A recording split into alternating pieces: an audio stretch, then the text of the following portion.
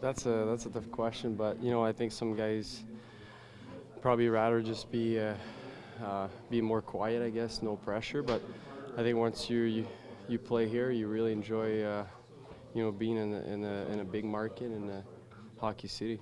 We don't bother you No?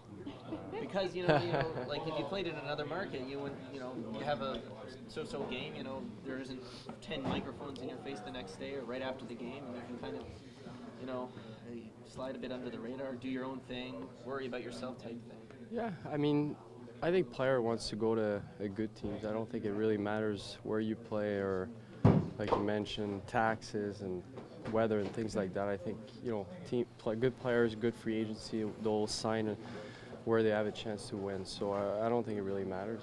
Stéphane was saying that even despite how the team's been playing, it's still nice to play in front of a full building, and not a lot of cities get to say that. Yeah, you're right. You play Florida, you get 3,000 people. Obviously, the weather is nice, but at the same time, like you just mentioned, it's fun to play in front of a full building. It's even on a Tuesday night, I'm sure you play in Florida. There's not too many people there, and to get up for a game, sometimes it can be hard. So obviously, when your building is full, it motivates you. Peter mentioned yesterday it's important to insulate, block things out. Can you do that as a professional athlete in a market like this, so when everybody has televisions and gets newspapers and cell phones and that sort of thing? I guess you can't have any of those. No. Obviously, if you don't have Twitter or things like that, it's not too hard. And I don't turn on a TSN and watch Mark every day, but You're not alone. yeah, yeah.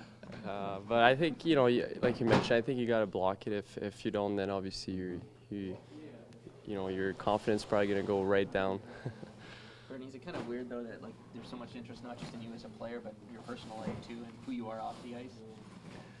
Yeah, I mean, I think growing up in Montreal, always, that's how I looked at players. They were always in the spotlight and things like that. So I think I just grew up in knowing that's how hockey players are, right? And so to me, coming here, I kind of knew what to expect. And obviously there's going to be good stretches, bad stretches, but to me, so far I've been enjoying my ride in Toronto for sure.